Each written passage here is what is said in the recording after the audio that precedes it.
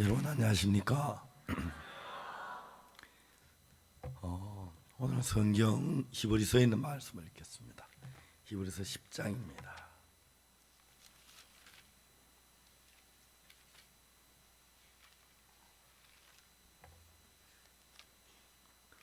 히브리서 10장 10절 말씀부터 제가 읽습니다.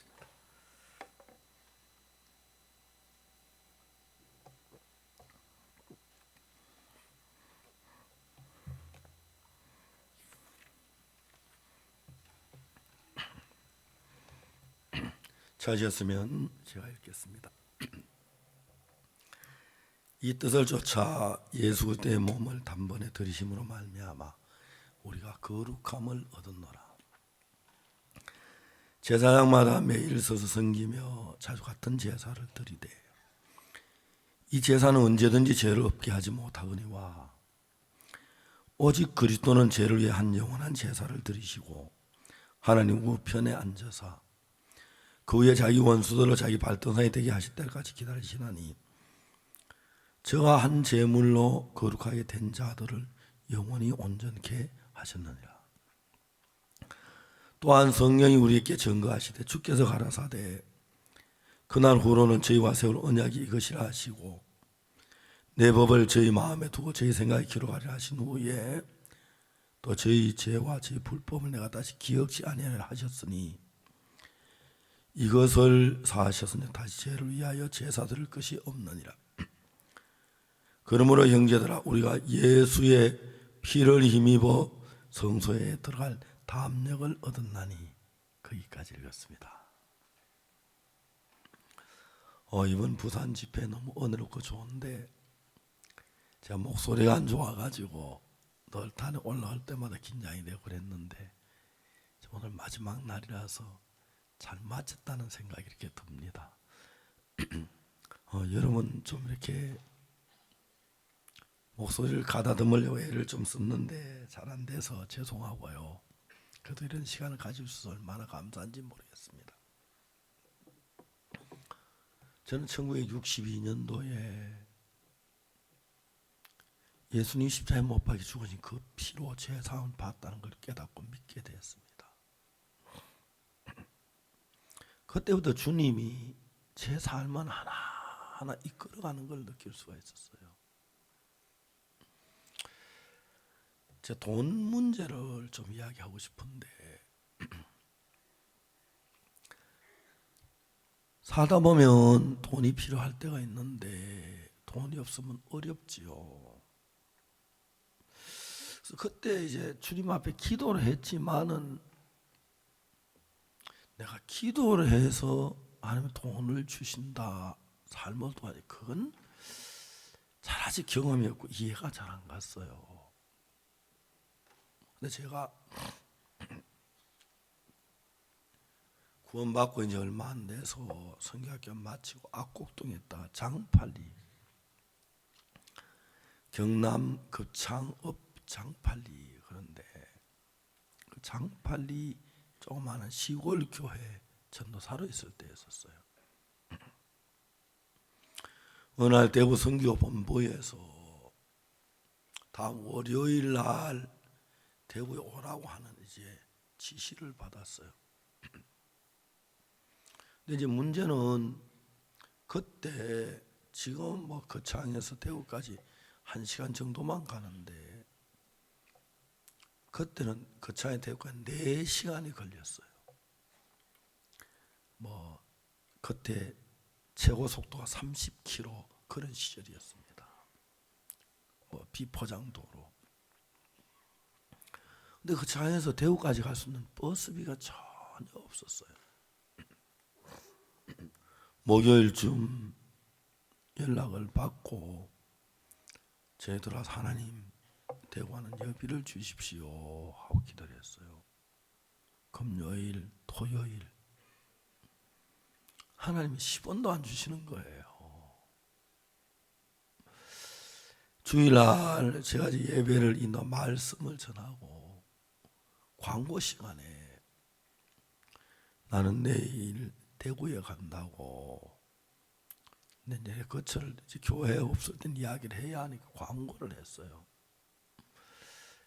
내 마음에는 어떤 마음이 들었냐면 성도들이 내 여비 없는 거 뻔히 알 텐데 대구 간다 그러면 여비 좀 누가 안 주려나 생각을 했어요. 예배 마치고 다 돌아가고 아무도 안 줬어요. 저녁에 예배를 드리고 설교를 하고 광고 시간에 다시 난 내일 대구 간다고 교회 아무도 없다고 누구 이제 와도 못 만난다고 그렇게 하면 이제 마치고 형제자매들 하나하나 이제 집으로 돌아가는데 난 곧 어떤 뭐 형제나 자매가 전사님 내일 대구 가시죠? 여비 없으시죠? 이 적시만 여비 좀 보태 쓰세요 하고 꼭 주실 것 같은 그런 마음이 들어가지고 문 앞에 한 30분을 서서 기다렸어요. 근데 야속하게도 한 사람 돌아오지 않고 그냥 어둠 속에 하나 둘 사라져 버렸어요. 그던 아침에 아침을 먹고 이 장팔리라는 게 장에서 딱 팔리 떨어졌다고 장팔리래요. 심리 조금 못 되고 5리 넘고 그래서 보통 그 길을 우리 걸어 다니는데 가방을 들고 이제 걸어가는 거예요. 버스를 타고 와야 하는데 여비가 10원도 없으니까 생각이 별별 생각이 다 떠오르는 거예요. 근데 그때 이제 내 생각을 가장 강하게 사로잡은 것이 뭐냐면 우리 교회에 재정을 맡은 형제님이 계시는데 그분이 거창 여자중학교 교사고 그 부인은 문방구 또 뭐 서점도 같이 하면서 조그마한 가게를 가지고 있어요. 그리고 그분 집에는 틀림없이 돈이 있고 하니까 그 길 한번 가보고 싶은 거예요. 그 혼자 생각해서 전도사님 아침 일찍 웬일입니까? 대구 가시죠. 들어 차라도 한잔 하고 가시죠. 여비 있습니까? 말씀하지 그랬습니까? 막 그런 상상을 하는 거예요. 근데 내가 하나님을 믿는 사람인데 하나님께서 내가 여비 줄 걸 믿지 않기 때문에 그러는 거지. 그 사람한테 가는 건 내가 여비 없다는 표시인데 그게 내 마음에 이제 부담스러운 거예요. 그 집에 가지 말자. 그러니까 이제 무슨 생각이 드냐면은 내가 이른 아침에 그 집 앞을 지나갈 때 보면 그 형제님이 가게 바닥에서 세수를 하시고 세수물을 비포장 도니까 도로에 막 뿌리는 먼지 안 나게. 그다음 몇 분 만났거든요. 전사님 이렇게 일찍 참 대구 가시죠. 잠깐 들렸다 가시면 안 됩니까? 혼자 막 이런 생각을 하는 거예요. 그 생각을 하다가 내가 아무 생각 그렇게 생각을 하다가 내 밖에 나와서 내 밖에서 내 모양을 한번 봤어요. 여행을 하면서 돈이 없어서 그리고 어떤 분에게 돈 주려고 생각도 안 하면 돈을 바라고 있는 내가 너무 처절하고 초라하고 따분하고 불쌍한 거예요. 그 전까지 그걸 몰랐어요. 내 밖에 나를 보니까 그 내 마음에 어떤 마음, 내가 한평생 복음을 위해 살 건데 내가 돈벌이를 안 할 건데 내가 다른 사람 보고 누가 날 돈 안 주나 나 이렇게 살긴 싫다. 차라리 내가 어려움 당하면 당하지 이렇게 살긴 싫다. 뭐 하루 이틀 가도 마시면 내가 한평생 복음 전자 내가 돈 안 벌고 살 텐데 진짜 이렇게 살긴 싫다. 그래서 그때 내 마음을 정하기를, 하나님, 나는 하나님만 믿겠습니다. 하나님만 바라보겠습니다. 그러면서 하나님 앞에 기도를 했어요. 태국 못 가면 못 가고 안 가면 안 가지. 이제 사람을 기대하거나 사람을 바라보지 않겠습니다. 여비 주시려면 주시고 뭐 안 주면 내가 안 가면 되지요. 그래서 일부러 그 집 앞을 안 지나고 그 집을 비껴 왔어요. 하나님 나에게 여비 주시려면 그 집 앞에 가도 안 주시려면 주고 안 가도 주시면 주시고 그럴 건데 내가 이제 사람 바라보지 말고 하나님만 믿는 믿음으로 가자. 그래 이제 일부러 그 집 앞을 바로 앞으로 가는 길인데 비껴서 갔어요. 이제 가서 이제 그 집을 지나서 가는데 버스가 슬슬 걸어 나오는데 빨간 걸로 대구라고 쓰인 거예요. 야, 저 버스를 타야 하는데 어찌지 않은데 버스 내 앞에 딱 서는 거예요. 문이 열려요. 뒤에 보다 아무도 없고 내 혼자밖에 없는데 이거는 타라는가 보다 하고 탔어요. 탔는데 그때 대구에 우리 교회에 있던 자매님이 50대 된 자매님이 한 분 계시는데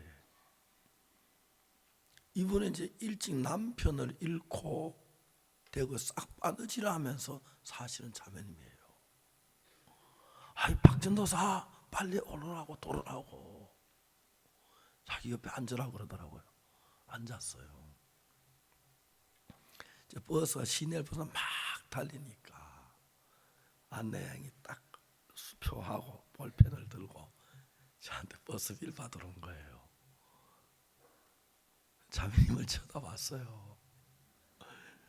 웃으면서 자매 나 버스비 없어요 그랬더니 내가 안다고. 그 자매님 버스비를 내줬어요. 그러면서 그분이 무슨 얘기를 하냐면 그 차에 좀 더 위쪽에 가면 말이라는 반숨이 있는데 그게 친정이에요. 이 자매님이 친정에 나이 많은 어머님 혼자 사시는데 1년에 한두 차례 친정에 볼 일이 오는데요.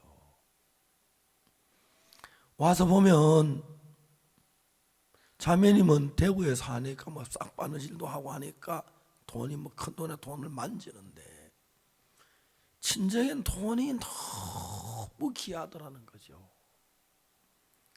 그래서 그때 올 때마다 대구 가는 여비만 놔두고 돈을 다 지갑을 들어 다 친정 어머니에게 주고 늘 왔대요. 오늘 아침에도 친정 어머니하고 같이 버스 탄 데까지 나와서 있다가 버스 손을 들고 지갑을 꺼내서 어머니 주려고 자꾸 자기는 지갑 안으로 돈을 집어넣더래요. 어머니 돈 안 주고 그래. 어머니 돈 줄 줄 알고 멍하니 쳐다보고 그냥 가시고 자기도 그래. 아니 내가 왜 돈을 여기다 집어넣었지. 내가 나이가 들으면 인색해지나. 그래 그 창을 지나가는데 내가 가방을 들고 오는 걸 봤어요. 이 자매님이. 이건 틀림없이 박전도사님 여비 주라고 하는가 보다. 여기 버스 운전수 차 세우라고 여기 우리 같이 갈 사람 온다고. 이 자매님이 차를 세웠대요. 그 이야기를 들으니까 너무 고맙더라고요. 대구에 가서 내렸는데 자매님 날 보고 자꾸 자기 집에 좀 가져가더라고요. 따라갔어요.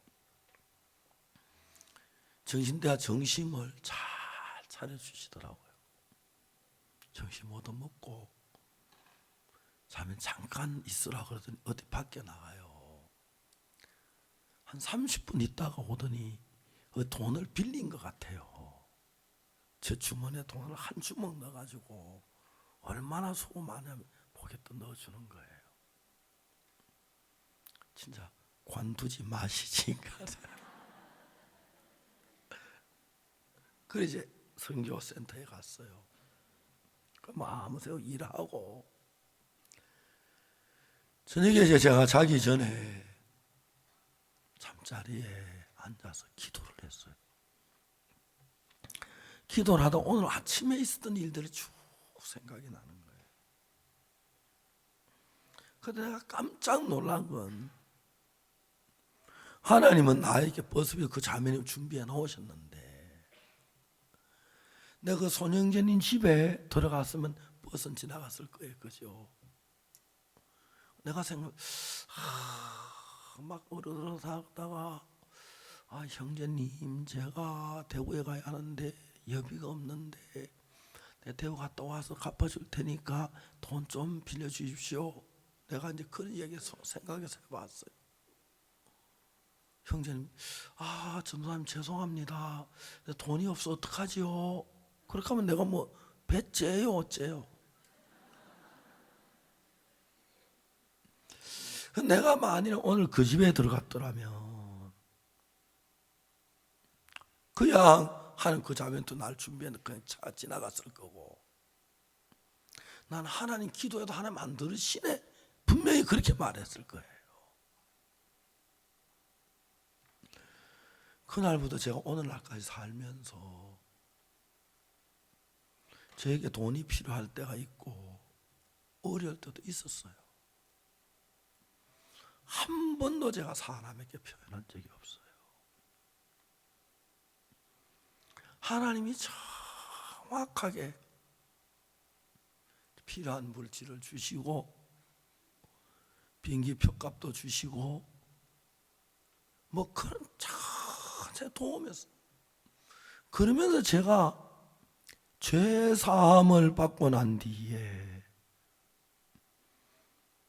하나님이 내 주인이 됐고 하나님이 세상 보지 말고 하나님만 바라봐라. 그래 날 가르쳐 주셨어요.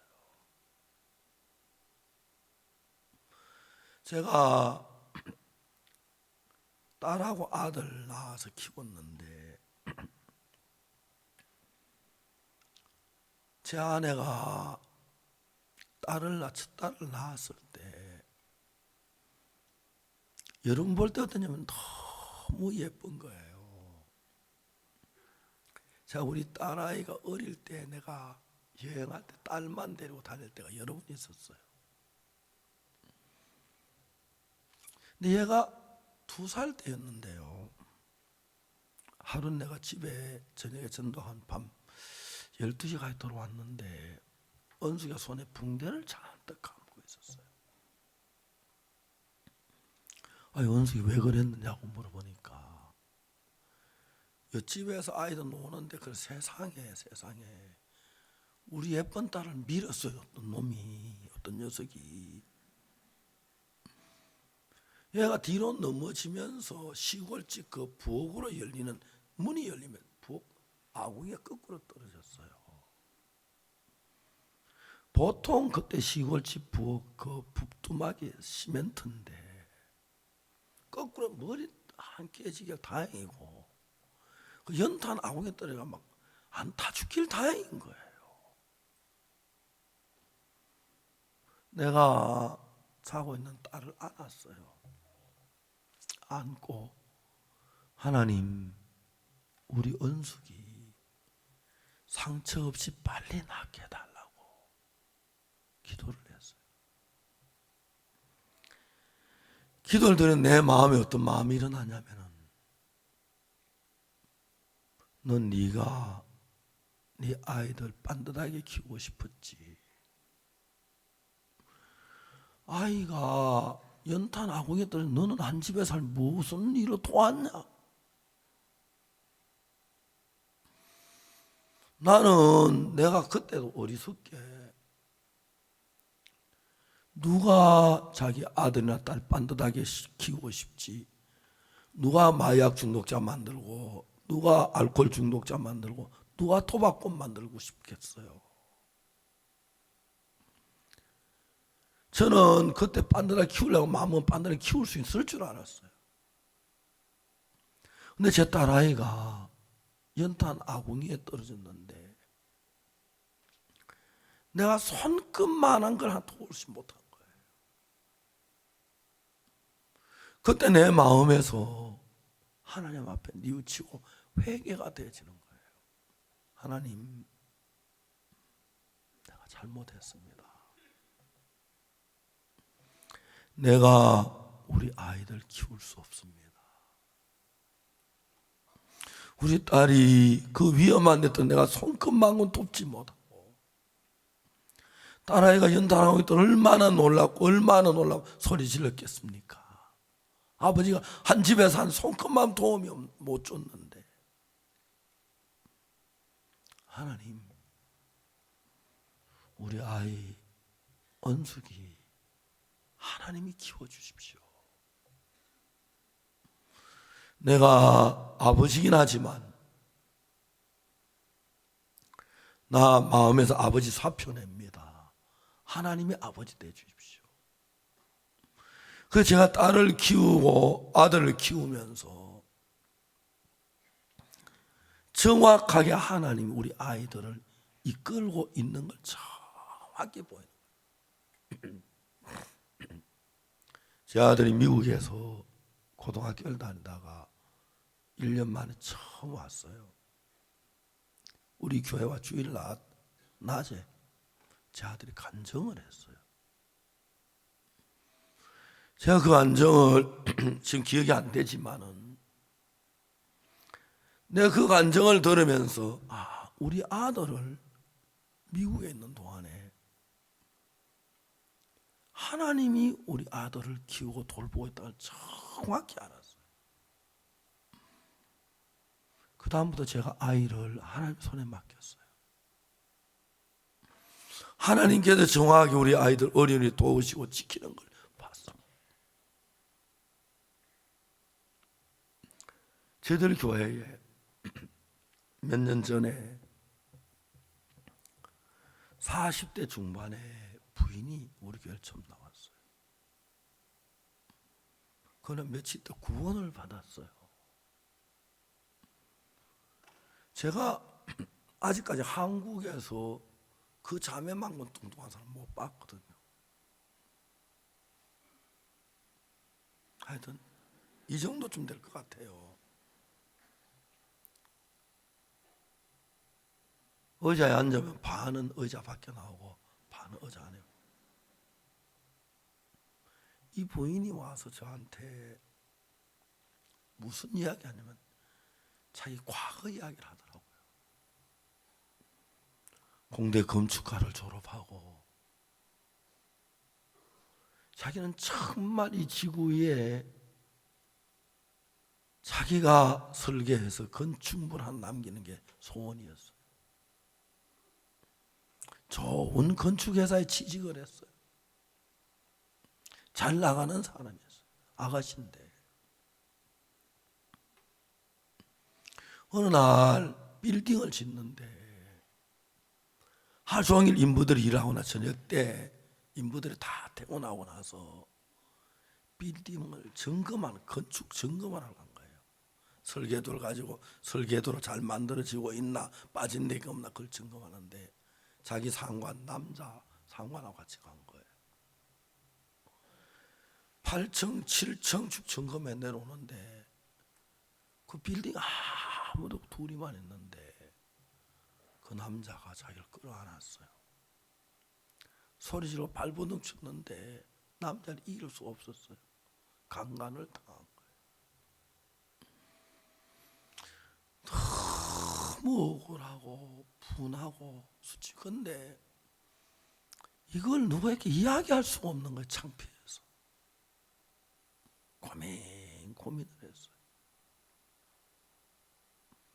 이 여자가 임신을 했는데 임신된 줄 설마 임신될 줄은 꿈에도 몰랐었어요.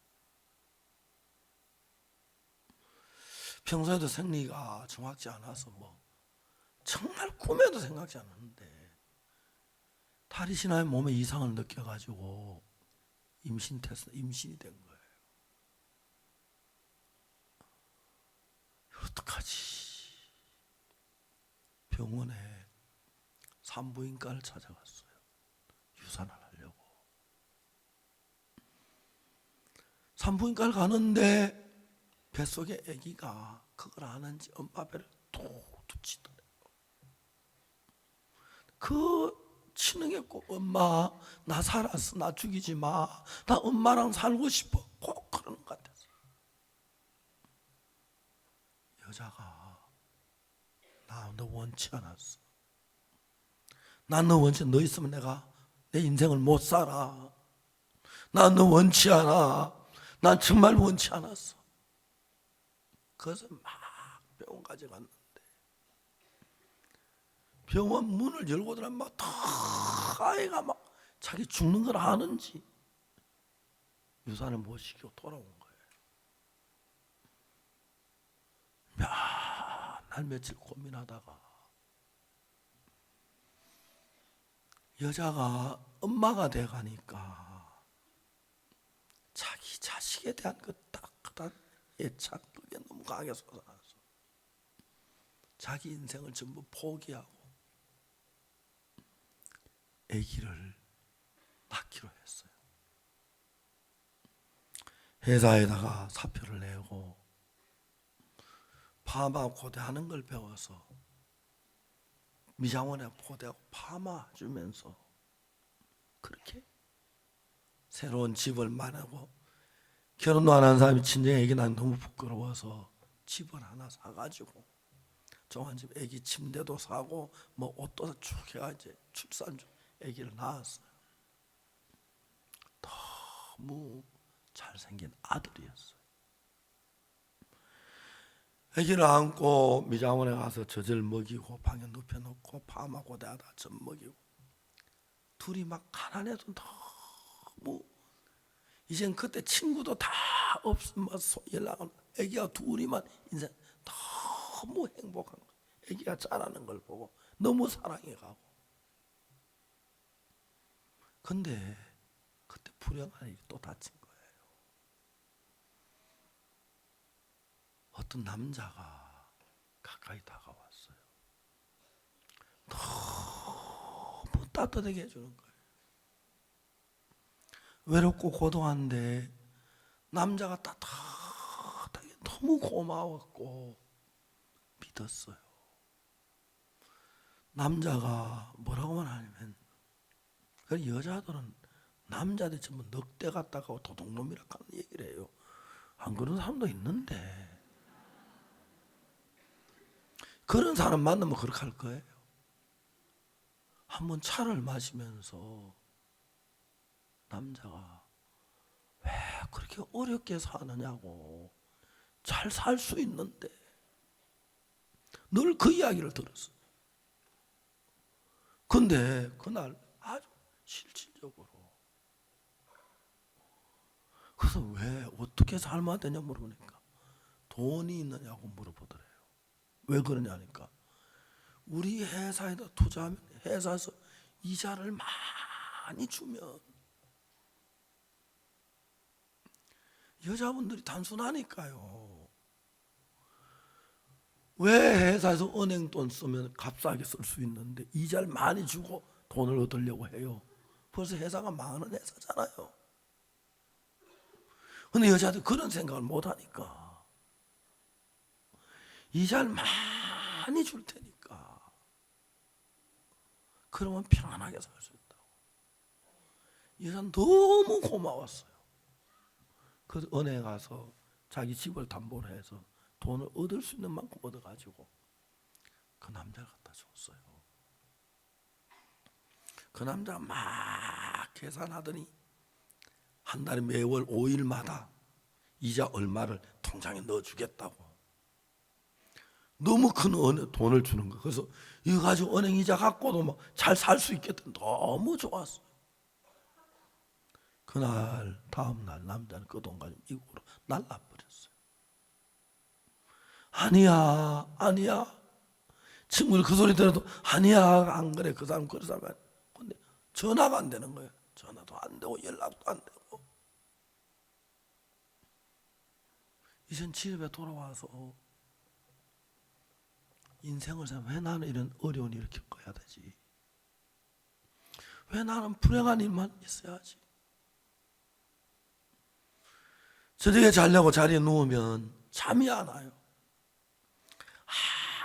아무리 자려고 발버둥을 쳐도 자꾸 생각을 해서 밤 1시, 2시 깜빡 자다 깨보면 10분 자고 15분 자고 밤새도록 잠을. 그러니까 잠을 안 자는데 어느 날 몸이 자꾸 불어 체중을 따르고 60몇 킬로. 내가 이렇게 살이 쪘어. 70kg, 80kg, 90kg, 100kg, 110kg 자꾸 늘어가는데 자기가 봐도 자기 괴물 같은 거예요. 신혜야, 이게 너냐? 신혜야, 네가 왜 이렇게 됐냐? 자기도 자기를 모르겠는 거예요. 모르겠는 거예요. 지금 무서운 것은 불행한 일이 그래 다쳤는데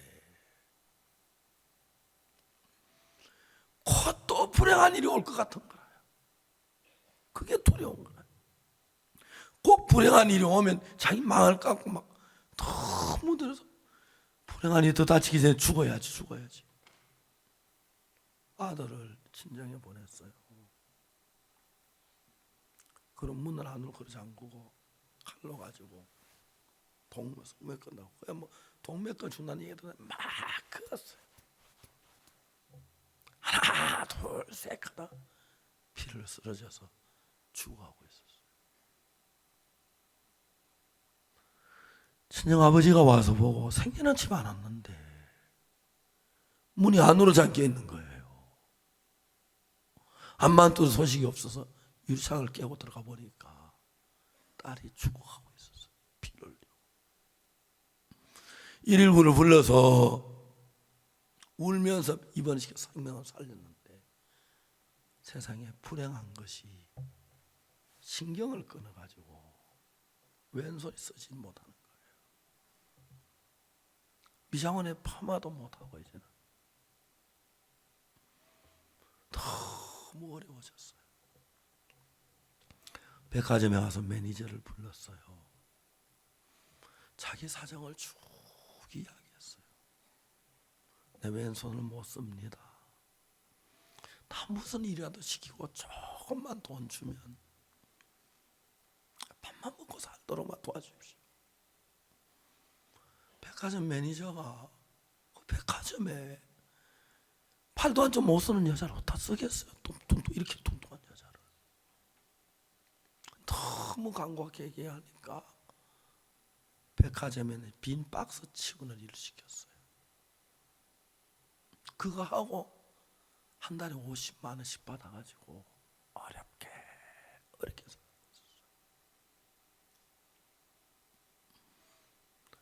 그 부인이 저희들 교회에 와서 며칠 후에 죄사함을 받았어요. 죄사함을 받고 난 뒤에 예수님의 평안이 그 속에 임하면서 이 부인이 그날 밤에 잠을 잤는데 2시간이나 잠을 자고 2시간이나 마음이 평안해지면서 하루에 15분 20분 자다가 2시간 자니까 막 너무 행복한 거예요. 2시간 자다 3시간 4시간 요즘 하루에 7시간을 잔대요. 너무너무 행복한 거예요. 한 달쯤 지났는데 왔는데 목사님 저 체중이 10kg가 빠졌어요. 내가 볼 땐 저하고 똑같은데 막 진짜 그래. 저는 똑같은 10kg 빠졌. 너무 행복해. 한 번씩 목사님 저를 불러요.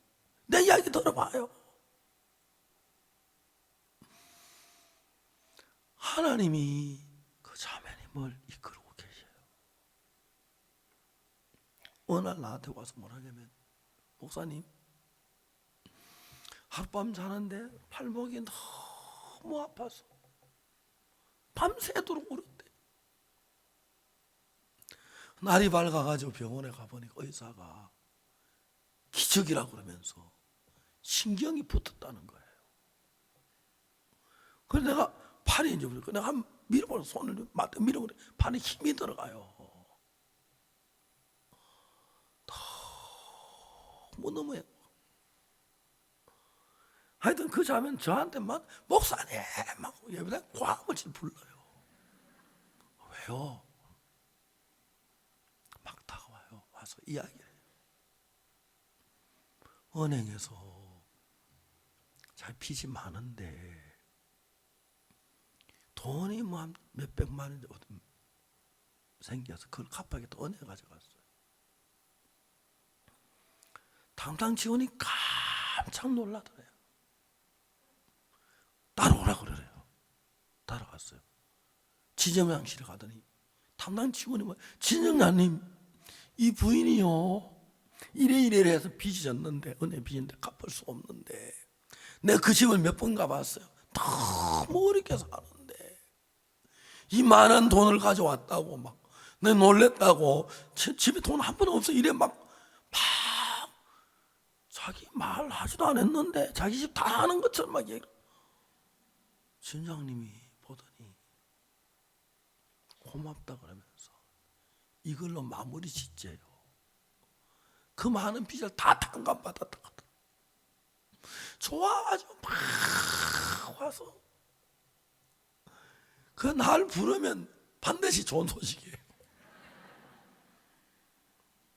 한 분은 저한테 전화 왔어요. 목사님, 오늘 저녁 우리 집에 구역 예배 봐요. 꼭 와요. 집이 어딘데? 어디 그래 봤어요. 좋은 아파트예요.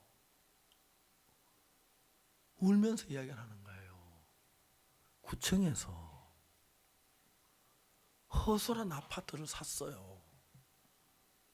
사가지고 수리를 해가지고 구청이 어려운 사람에게 아주 싸게 세를 넣는데, 자기 처음에 당첨된 집이 지하실인데 자기 앞번호가 안 와가지고 직원이 아무나 고락해서 3층을 골랐대요. 자기 이 집 와서 처음에 당첨됐을 때 막 울었고 이사하는 날 그렇게 울었다 하더라고요.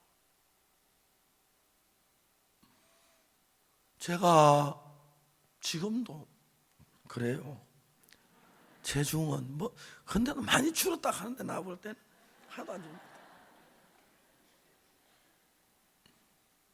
꼭 여자 레슬링 선수 같아요.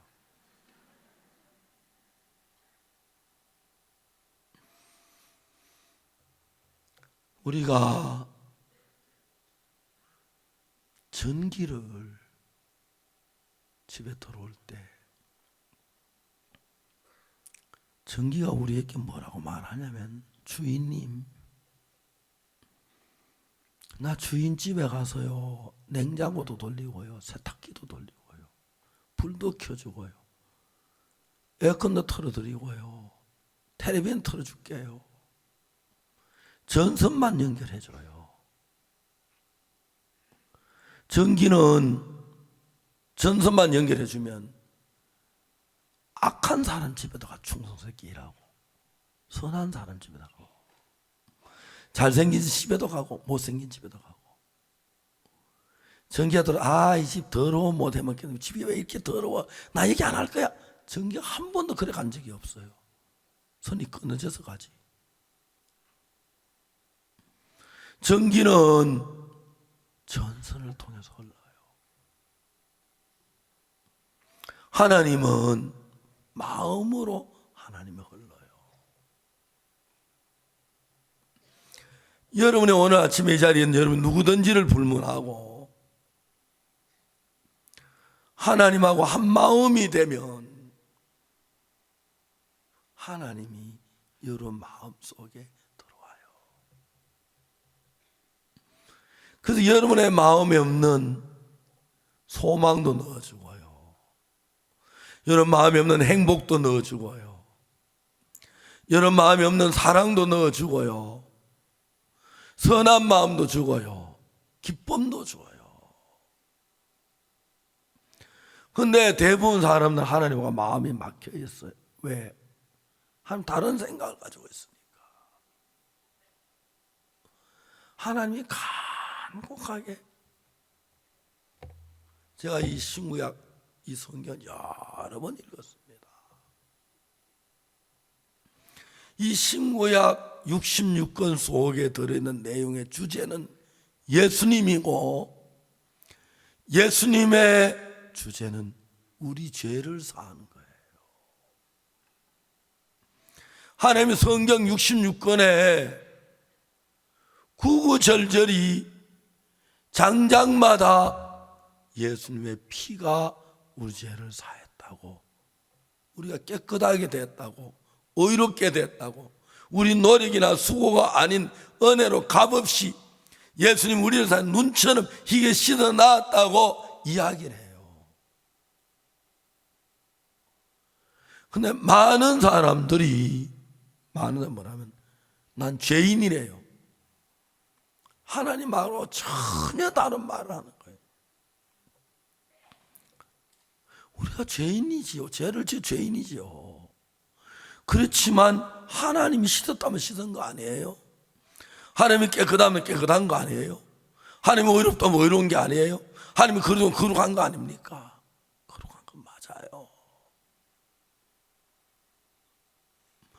그냥 우리가 딴 얘기 아니고 창세기부터 요한계시록까지 쭉 읽어보면요, 보면 볼수록 하나님이 우리를 사랑해서 그 아들 독생자를 보내서 우리 죄를 예수님께 맡겨서 독생자 예수님 십자가에 못 박혀 죽으시고 우리 죄의 벌을 받아 죄가 씻어졌다, 그 이야기예요. 그러니까 이제 내가 볼 때 죄가 많을지라도 성경에서 하나님이 죄를 씻어줬다 그러면, 아, 예, 하나님 씻어줬습니까? 나 몰랐습니다. 나 그런 줄 알겠습니다. 그러면 하나님 마음을 받아들이는 거예요.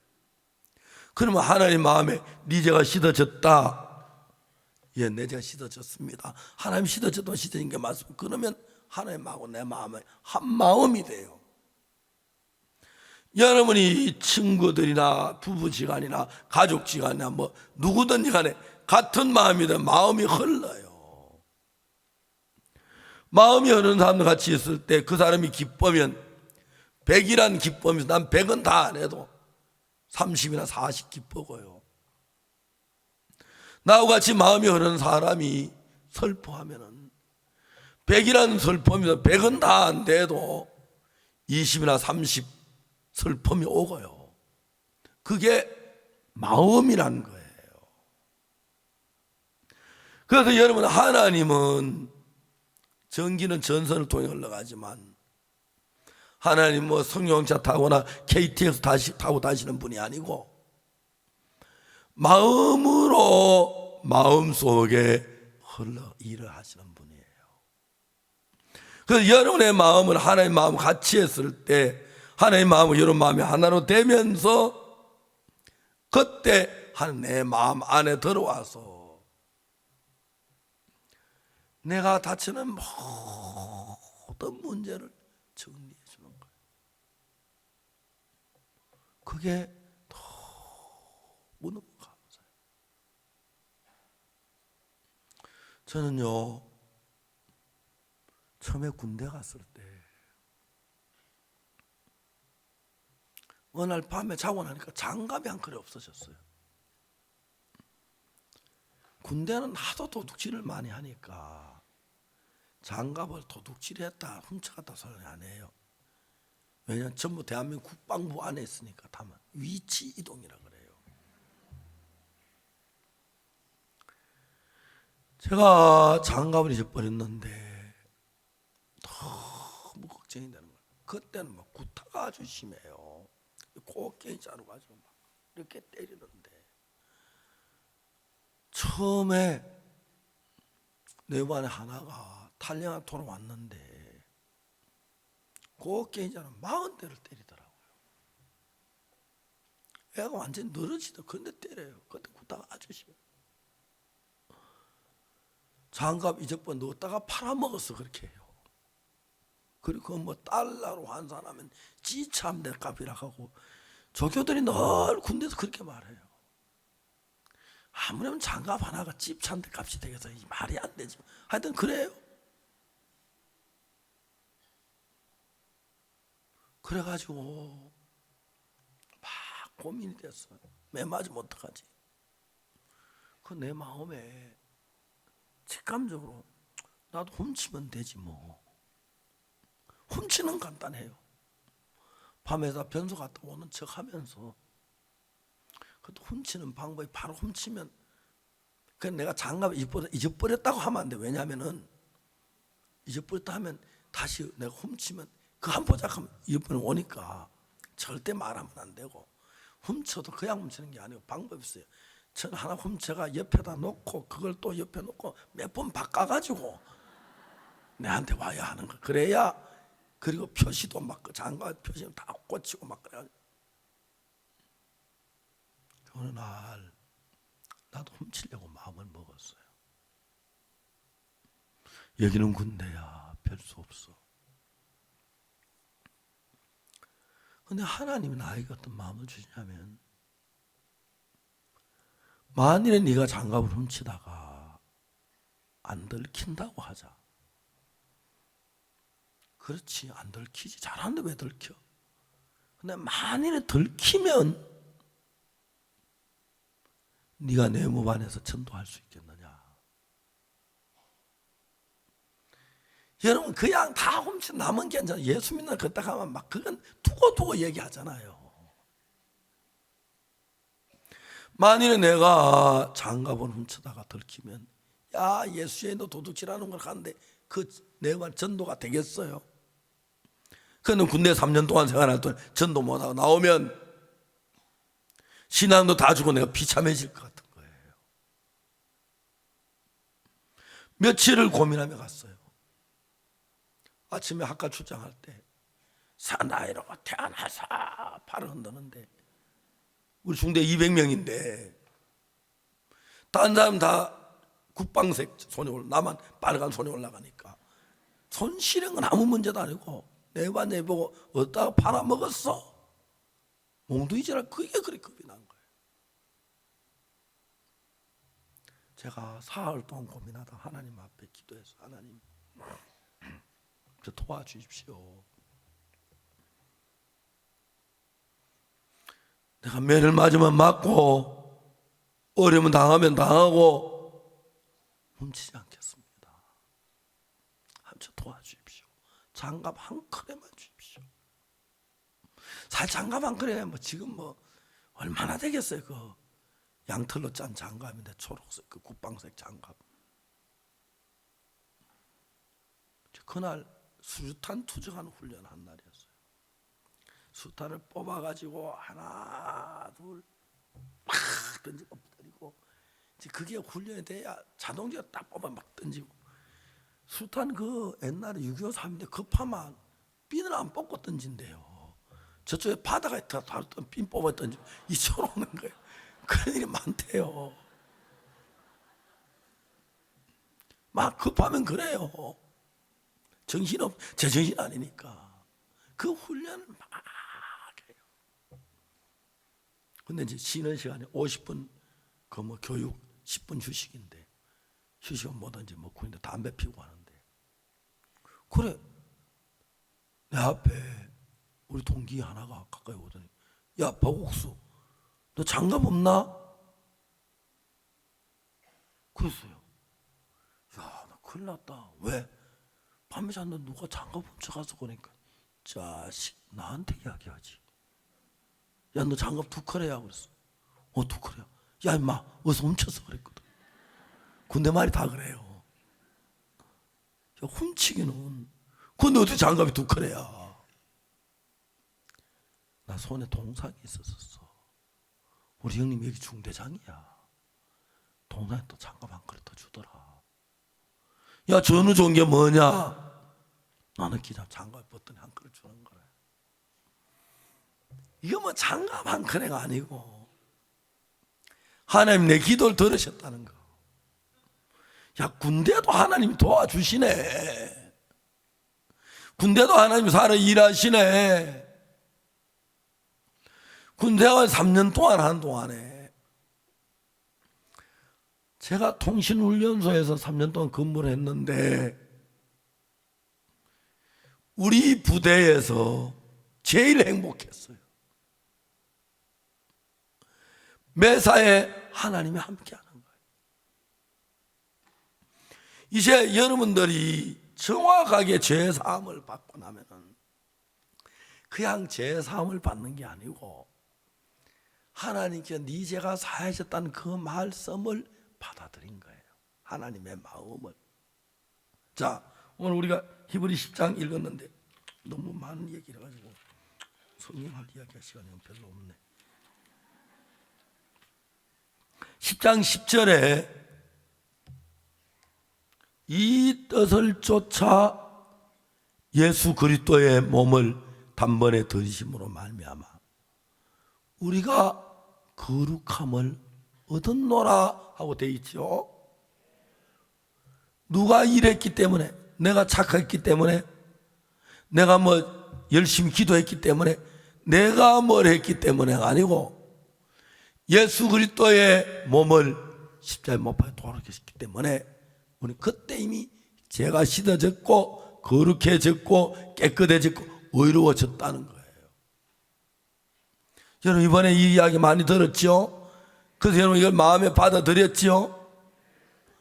그러니까 하나님은 우리가 뭘 해서가 아니라 예수님이 십자가에 못 박혀 죽으셨기 때문에 우리 죄가 씻어졌고 거룩해졌고 의로워졌다고 성경은 말합니다.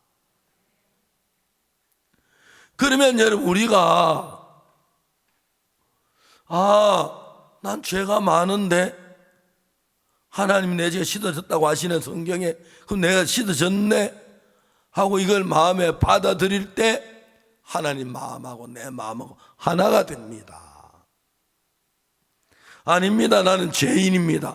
아니 넌 거룩해졌어. 아니 죄가 많아. 너 거룩하다니까. 아니 죄가 많다니까요. 하나님 딴 마음이 돼요.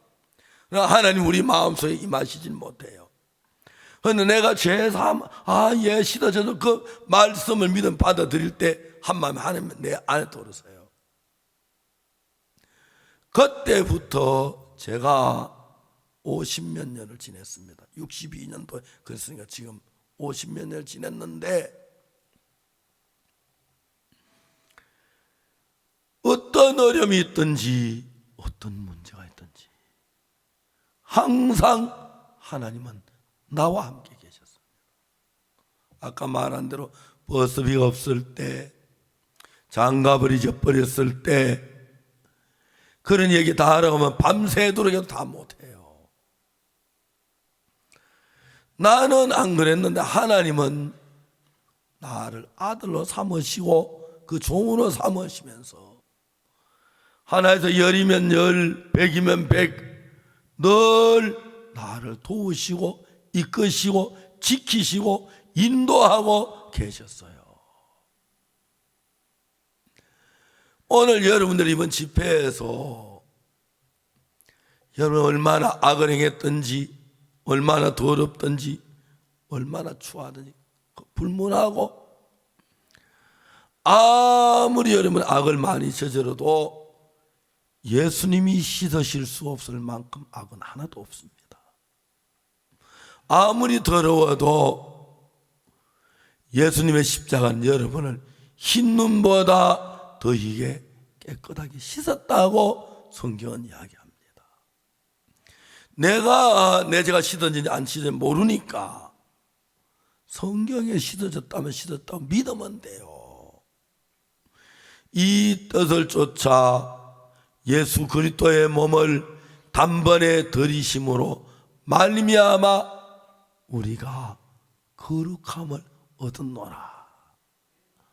우리가 이제 거룩하네, 깨끗하네, 죄가 없네, 씻어졌네, 의롭네, 그렇게 기쁜 마음으로 살아가는 거죠. 하나님 역사하세요. 그다지 어려운 일이 생기면 여러분 기도해요. 하나님, 내 죄를 사하기 위해 예수님 보내주신 하나님이, 그 하나님이 내 속에 살아계시는데 제가 이런 어려움이 있습니다. 하나님 저를 도와주십시오. 그렇게 기도하신 뒤에 하나님이 내 기도를 들어주신다고 믿고 도와주실 거 믿으세요. 그러면 믿음대로 하나님이 역사를 하시는 거예요.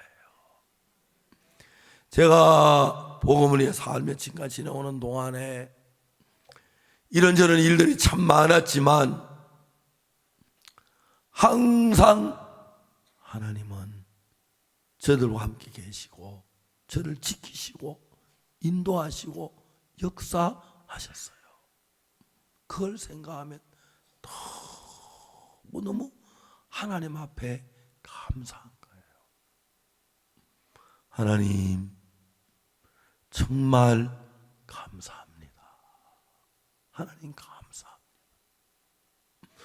그 하나님의 은혜를 말로 다 할 수가 없는 거예요. 하나님의 귀한 손길이 우리를 지키시고 도우시고 역사하고 계신 거예요. 하나님 앞에 너무너무 감사해요. 우리를 지키시고. 그래서 여러분 구원받는 이게요, 물론 세상 떠나 영원한 나라가 하늘나라에서 영원히 주와 더불어 사는 것, 그것도 말할 수 없는 복이고, 임시 이 세상에서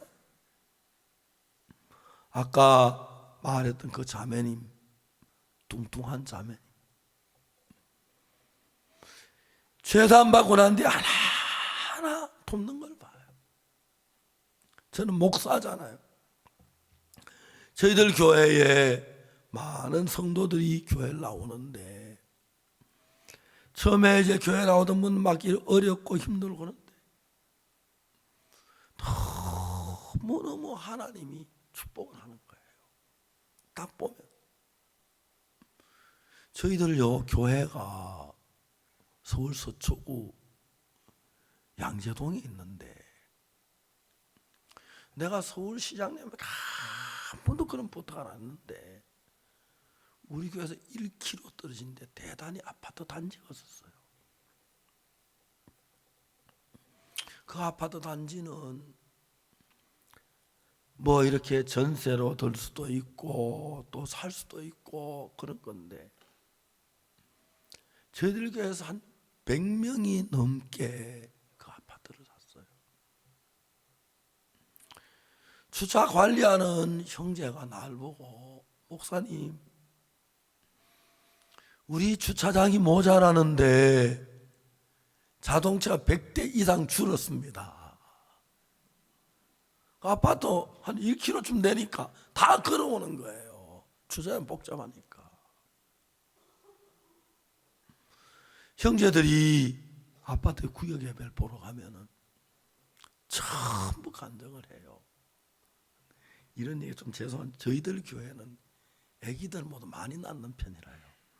한 살, 두 살씩 놓는데 아파트에 저 당첨할 때 그 뭐 아기 저 뭐야 그 둘 놓으면 뭐 그 순위가 1순위고 아기 셋 놓으면 0순위래요.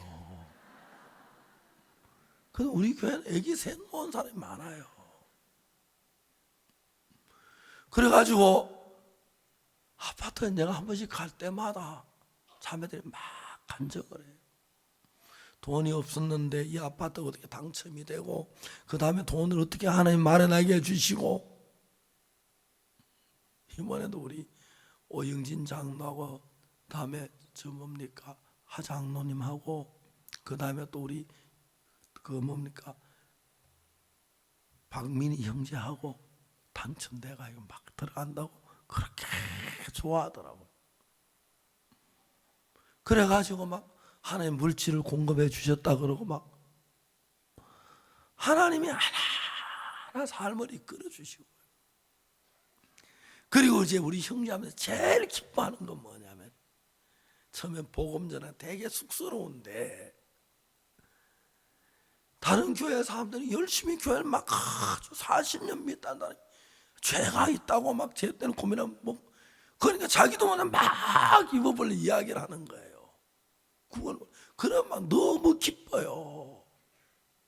기뻐가 막 어쩔 줄을 모르는 거예요. 서울에는요 굉장히 많은 교회가 문을 닫고 있습니다. 우리가 한 뭐 7, 8년 전만 해도 서울이 건물 2층에 3층에 건물 빌려가지고 예배당이 굉장히 많았는데, 지금 막 눈 닦고 봐도 어찌다가 하나 그런 교회가 있고, 그런 교회가 실제 건물인 교회가 더 많은데 다 문을 닫았어요. 많은 목사님들은 저한테 편지를 보내요. 제가 이렇게 교회가 어렵고 성도들이 적고 그래서 어려워서 난방비가 없어서 겨울에도 불을 못 떼고 방 안에서 이제 막 돛바 입고 살고 있습니다. 나이가 너무 많은데 연단 좀 도와줘, 이런 편지들이 많이 와요. 안 됐더라고요.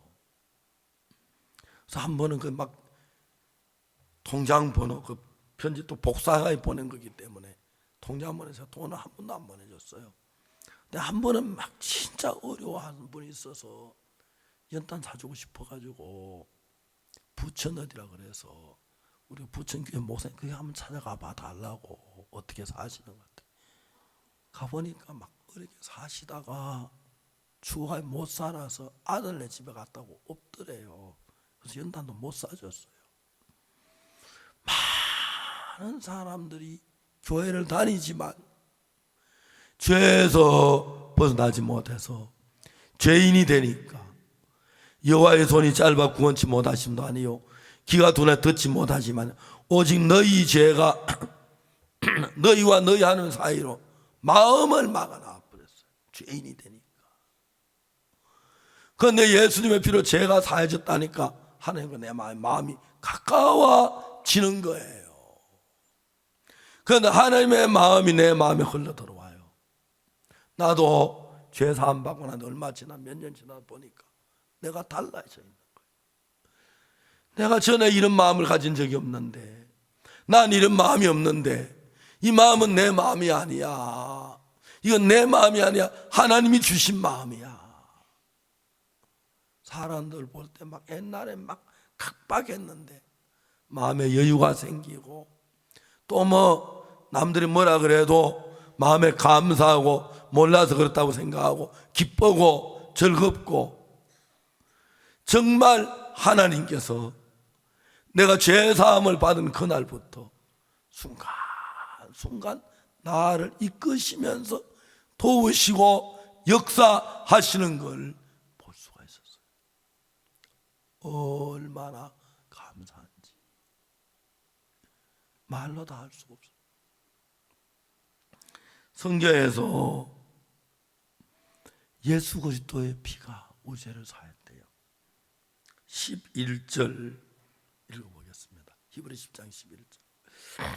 제사장마다 매일 서서 섬기며 자주 같은 제사를 드리되 이 제사는 언제든지 죄를 없게 하지 못하거니와. 구약시대 때 제사장이 매일매일 양을 잡아 제사를 드리는데, 구약시대 때 드리는 그 양을 잡아 드리는 제사는 성전이 원래 하늘나라의 성전이 있고, 그걸 본따서 모세가 만든 광야의 성전을 만들었는데, 하늘나라에 있는 성전하고 땅에 있는 성전하고 뭐가 다르냐? 하늘나라에 있는 성전은 영원계니까, 영원한 나라니까, 거기서 뭐든 전부 영원에 이루어지는 거예요. 거기서 죄를 사하면 영원히 사하고, 땅에 있는 제단에다 죄를 사하면 그 순간만 사하는 거예요.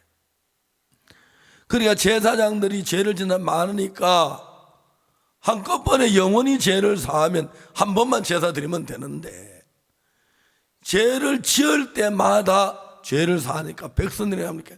매일 서서 섬기고 매일 제사를 드려야 했었어요. 그래서 11절에 제사장마다 매일 서서 섬기며 자주 같은 제사를 드리되, 이 제사는 그 순간만 죄를 사하지 언제든지 죄를 없게 하지 못하는데, 12절 오직 그리스도는 죄를 위하여 한 영원한 제사를 드리시고, 예수님이 십자가에 못 박혀 죽으시고 난 뒤에 부활할 때 그 십자가에 못 박힌 피를 가지고 이 땅에 있는 제단에다 피를 치라고 뿌린 게 아니고, 예수는 그 피를 가지고 하늘나라에 올라가서 하늘나라 제단에다 피를 뿌렸어요. 하늘나라는 영원 세계니까 그는 영원히 죄를 사하시고, 이 땅은 시간계니까 순간만 죄를 사하시고, 그래서 12절에 오직 그리스도는 죄를 위하여 한 영원한 제사를 드리고 하나님 우편에 앉으시고.